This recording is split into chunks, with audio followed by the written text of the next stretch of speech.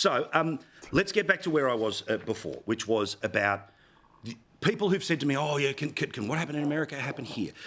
Again, I mentioned about the financial things, I mentioned about the education things, but preferential voting, and it's not sort of winner-take-all in terms of states, does make it a little bit difficult. That said, the overall headline, a week on, going through the data, going through the reality of where the government is versus where the government wants to be, should Labor be legitimately worried about being a one-term government, Bronwyn, after the model has now been shown, where you can come back from a pretty dark place in just 4 years, and the Libs could do it in 3?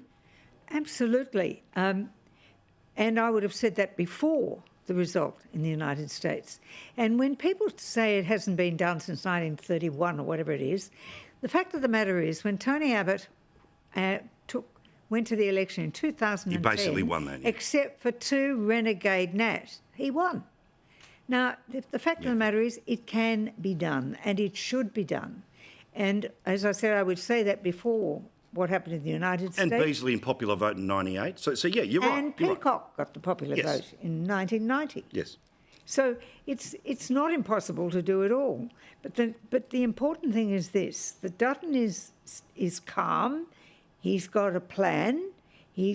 Sets out the direction he's travelling in. What he stands for, you know. What does Albanese stand for? Wow. Socialism. That's it. Upgrades. Well, the elite always want to be, socialists always want to be the elite. Yeah, correct.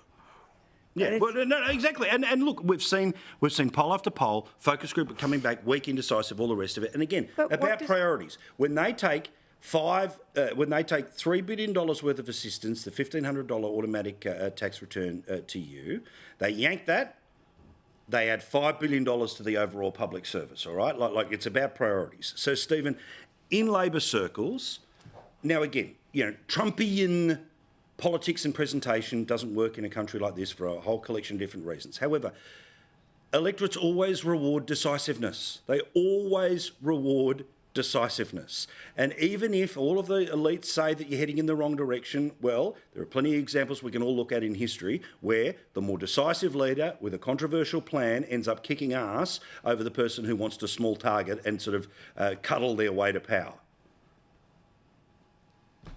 Look, I think there's some good points there. I mean, if there's anyone in Labor circles that thinks that Peter Dutton is unelectable, well, this week's string of polls that have come out should absolutely be cold, hard shivers running down their spines, if that's what they still think.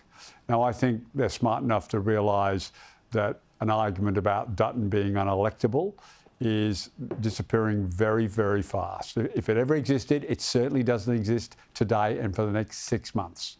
So I think that they need to think long and hard about how they're going to focus this election. If they think they can do what Kamala did, just point at Trump and go, he's a really bad man, he's done lots of horrible things, and you shouldn't vote for him, it didn't make a difference. What Australians are concerned about is the cost of living.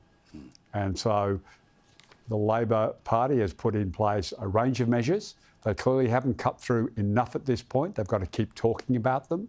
They've got to do more between now and the election to ensure that they're seen to be doing something around cost of living and housing.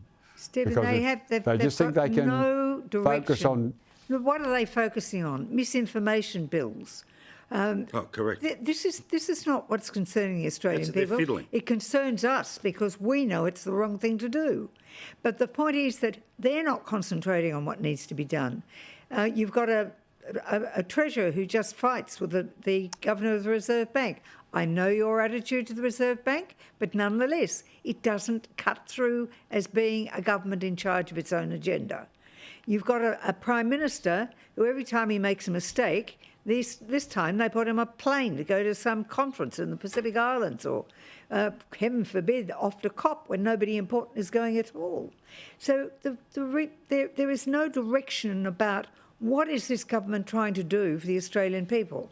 Dutton is saying we're going to give you cheaper electricity, really, not like the promise that Albanese in 2040. made. in but 2040. one that will mean that the lights won't go out.